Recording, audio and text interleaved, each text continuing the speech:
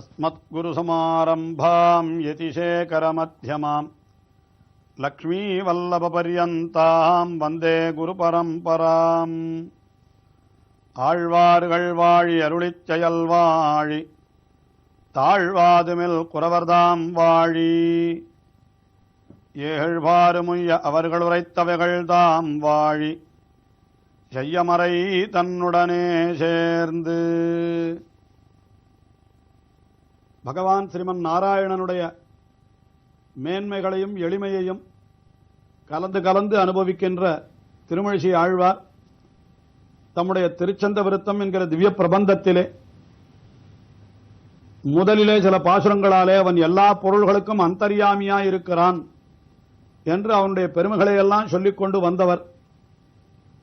கீழே 20வது பாசுரத்திலே அவன் ஆமையான கேசவா என்று கடல் கடைந்த விருத்தாந்தத்தை தெரிவித்து மாசுணம் படுத்து வேலை நீர் என்று சமுத்திரத்தை கடைந்த பொழுது அவன் கூர்மாவதாரம் எடுத்தான் என்கிற நிகழ்ச்சியையும் தெரிவித்தார்.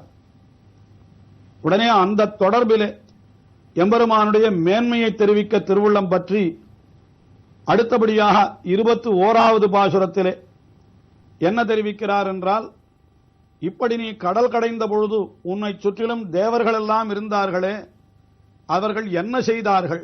உண்மையிலே அவர்கள் ஒன்றுமே செய்யவில்லை, எல்லாவற்றையும் நீதான் செய்தாய். அதாவது அந்த இடத்திலே எம்பெருமான் 8 திருவுருவங்களை எடுத்துக்கொண்டானான். அதாவது அந்த மந்தரமலை கீழே மூழ்கி விடாமல் இருப்பதற்காக தன்னை ஆமையாக ஆக்கிக் கொண்டான். தேவர்களுக்கு வலிமை கொடுப்பதற்காக அவர்களுக்கு அந்தர்யாமியாயிருந்தான். அசுரர்களுக்கு வலிமை கொடுப்பதற்கு அவர்களுக்கு அந்தர்யாமியாயிருந்தான். அந்த மந்தர மலை அது பொடியாக போகாமல் இருப்பதற்காக அதற்கும் உள்ளே இருந்தான். அந்த வாசுகியான பாம்பு அதற்கும் தான் சக்தி கொடுத்தான்.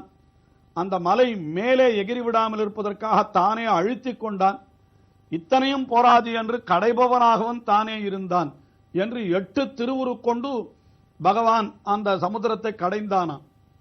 ஆனால் இந்த கடலை கடைந்தது தேவர்களும் அசுரர்களும் என்று பெயர்கள் அவர்களுக்கு போய்விட்டதாம். இது என்ன உன்னுடைய எளிமை? செயலை நீ செய்துவிட்டு பெருமையை அவர்களுக்கு கொடுத்து விட்டாயே என்கிறார் இந்த 21வது பாசுரத்திலே. தரங்கனே தரங்கனே கலங்கவண்ணு பொன்னுசூழ் மரங்கடேய மாநிலங்குலுங்க மாசுணஞ்சுலாய் இறங்கனே கடைந்த போது நின்னதூரங்கெய்தார் உறங்கையால் உகந்த வெந்தை கூறு தேரவேரிதே. அரங்கனே தரங்கநீர் கலங்க. அரங்கனே என்று எம்பெருமானை நோக்கி விழிக்கின்றார். அதாவது திருவரங்கத்திலே எழுந்தருள் இருக்கின்ற எம்பெருமானே என்பதாக அவனை பார்த்து அரங்கனே என்றார். நேரே எம்பெருமானையே பார்த்து அருள் செய்கின்ற பாசுரம் இது. தரங்கநீர் கலங்கா. தரங்கம் என்னால் அலை, அலைகள், சமுத்திரத்தினுடைய அலைகள் எல்லாம் கலங்கும்படியாக என்ன செய்தான்? குன்று சூழ் மரங்கள் தேயா. அந்த சமுத்திரத்தை கடைந்த பொழுது அதிலே அந்த மந்தரம் என்கிற குன்று அந்த மலையை புகட்டான் அல்லவா? அந்த மலையிலே பல பல மரங்கள் இருந்தனவா. அதை அப்படி சுற்றி சுற்றி கடைகின்ற பொழுது அந்த மலைகள் எல்லாம் ஒன்றோடு ஒன்று உராய்ந்து தேய்ந்து போனவாம். அதைத்தான் இவர் சொல்லுகிறார், குன்று சூழ் மரங்கள் தேயா மாநிலம் குலுங்கா. இந்த உலகமே அந்த சமயத்திலே குலுங்கி விட்டதாம், நடுங்கி விட்டதாம். மாநிலம் கலங்கா. நீ என்ன செய்தாய்? மாசுணம் சூலாய். மாசுணம் என்றால் அந்த வாசுகியாகிற பாம்பு, அதை சுற்றி நீ நெருங்கனி கடைந்த போது, மிகவும் நெருங்கி நின்று அதை நீ கடைந்தாயே, அப்பொழுது நின்ற சூரர் என் செய்தார். அங்கே இருந்தார்களே சூரர்கள் எல்லாம், அதாவது நின்ற சூரர் என்னால் என்ன? அது ஒரு வேடிக்கை வார்த்தை, ஏளனமாக சொல்லுகிறார். மிகவும் சூரர்களாய் பல தேவர்கள் இருந்தார்களே, அவர்களெல்லாம் என்ன செய்தார்கள்? நீ என்றோ கடைந்தாய், அவர்கள் ஒன்றும் கடையவில்லை. அவர்கள் கடைவதாக பிடித்துக் கொண்டிருந்தார்களே தவிர அவர்கள் ஒன்றும் செய்யவில்லை. பெரிய திருத்தேர் புறப்பாடு நடைபெறுகிறது. அந்த சமயத்திலே இந்த புறப்பாட்டிலே எல்லோரும் தேரை இழுக்க வேண்டும் என்று ஆசையோடு அந்த தேரினுடைய வடத்தை பற்றி கொண்டிருப்பார்களாம். ஆனால் பின்னாலே யாரோ சில பேர் இழுக்கிறார்கள். இவர்கள் வெறுமனே வடத்தை தொட்டுக் கொண்டிருப்பார்கள். முடிவிலே என்ன சொல்லுவார்கள்? நானும் தேரை இழுத்தேன் என்று சொல்லுவார்களாம். உண்மையாக இவர்கள் தேரை இழுக்கவே இல்லை, வெறுமனே தொட்டுக் கொண்டிருந்தார்கள், அவ்வளவுதான். அதுபோல இங்கே கடலை கடைந்த பொழுதும் கூட அந்த தேவர்கள் அவர்களுக்கு சக்தி ஏது, அவர்கள் வெறுமனேதான் இருந்தார்கள். ஆனால் இவன்தான் கடைந்தான். அதைத்தான் தெரிவிக்கிறார் இங்கே. நெருங்க நீ கடைந்த போது நின்ற சூரர் என் செய்தார். அவர்கள் என்ன செய்து விட்டார்கள்? ஆனால் அவர்களுக்கென்றோ பேர் போய்விட்டது.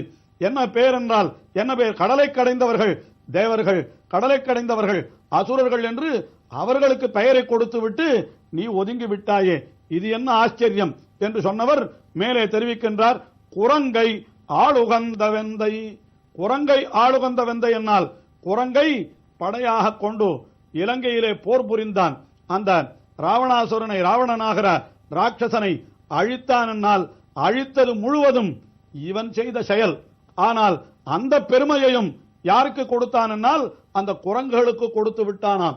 அவைகளுடைய சகாயத்தாலே தான் ராமன் வென்றான் என்று உலகம் சொல்லும்படியாக உண்மையிலே பார்த்தால் குரங்குகளுக்கும் சேர்த்து வலிமையை கொடுப்பவன் யார் என்றால் அந்த ராமபிரான் தான். ஆனால் ராமலக்ஷ்மண குப்தாசா என்று சுக்ரீவேணச்ச வாகினி என்று எல்லோரும் உறங்கி கிடந்த பொழுது அந்த குரங்கையும் காப்பாற்றினவன், குரங்குகள் அனைத்தையும் காப்பாற்றினவன் ராமபிரான் தான். ஆனால் முடிவிலே என்ன ஆயிற்று என்றால் ராமபிரான் ராவணனை வென்றதற்கு எது காரணம் என்று கேட்டால் இந்த வானர சைன்யத்தினுடைய சகாயம்தான் காரணம் என்று சொல்லும்படியாக அந்த பெருமையும் அவர்களுக்கே கொடுத்து விட்டான். இப்படியெல்லாம் செய்து விட்டாயே, கூறு தேர வேறு, எனக்கு வேறு கூறுன்ற, நான் தேரும்படியாக எனக்கு வேறு கூறு. இதனுடைய தாற்பயம் என்ன என்பதை எம்பெருமான் அரங்கனே நீயே எனக்கு கூறு, எனக்கு கூறு. நீ செய்தாயா அல்லது அவர்கள் செய்தார்களா என்று நான் அறிந்து, கடலை கடைந்தது நீ செய்தாயா அல்லது இலங்கையை அழித்தது நீ செய்தாயா அல்லது தேவர்கள் செய்தார்களா, வானரங்கள் செய்தனவா, நீயே எனக்கு கூறு என்று இந்த பாசுரத்திலே அவனை பார்த்து கேட்பதாக இந்த பாசுரம் அமைந்திருக்கிறது. இப்படி உலகத்தை எல்லாம் காப்பவன் பகவான் தானா இருக்கிற பொழுது மற்றவர்களும் செய்தார்கள் என்றால் அது எம்பெருமானே அவர்களுக்கு கொடுக்கிற பெருமையே தவிர வேறில்லை. அவன் முக்காலத்திலும் இந்த உலகத்தை காப்பவன் யார் என்றால் பகவான் தான் என்பதை அடுத்ததாக 22வது பாசுரத்திலே தெரிவிக்கிறார்.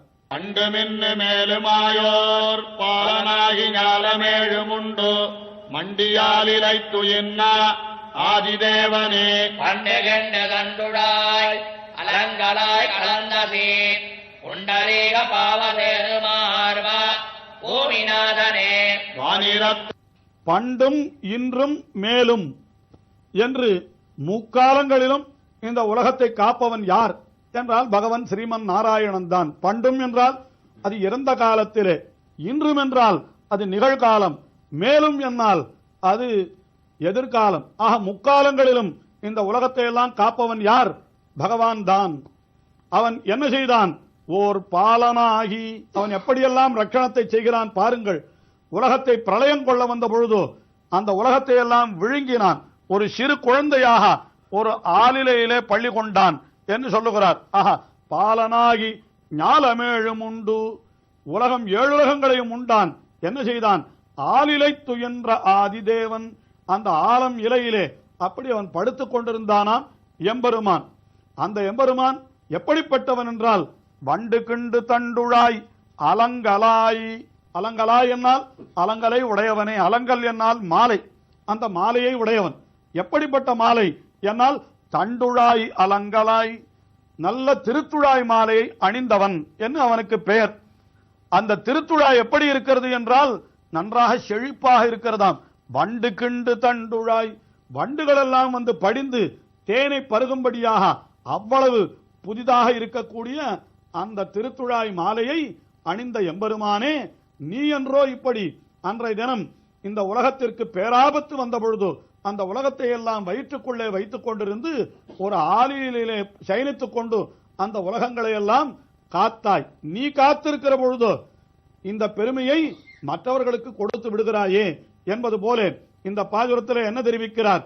வண்டு கிண்டு தண்டுழாய் அலங்கலாய் கலந்தசீர் புண்டரீக பாவை என்று உன்னோடு எப்பொழுதும் கலந்து அதனாலே பெருமையுடையவளாய் இருப்பவள் யார் என்றால் அவள்தான் புண்டரீக பாவை என்று. புண்டரீகம் என்னால் தாமரை, அந்த தாமரையில இருக்கக்கூடிய பாவையான பெரிய பிராட்டியார் ஸ்ரீ மகாலட்சுமி அவள் சேரும் மார்பா, அவள் எப்பொழுதும் சேர்ந்திருக்கக்கூடிய மார்பை உடையவனை அகலகில்லேன் இறையும் என்று அலர்மேல் மங்கை உரை மார்பா என்றாரே நம்மாழ்வார். மற்ற ஆழ்வார்களும் தெரிவித்தார்கள்.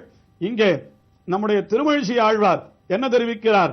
புண்டரீக பாவை சேரு மார்பா என்று சொன்னவர் பூமிநாதனே என்று பூமி பிராட்டி அவளையும் சேர்த்து சொல்லுகிறார்.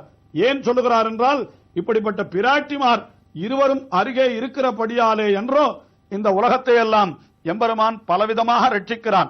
உலகத்திற்கு ஆபத்து வந்தால் உடனே அதை விழுங்கி தன்னுடைய வயிற்றிலே வைத்துக் கொண்டு ரட்சித்தான் என்னால் அதற்கு பக்கத்திலே இருக்கிற இந்த பிராட்டிமார்கள் அவர்களுடைய புருஷகாரம்தான் காரணம்.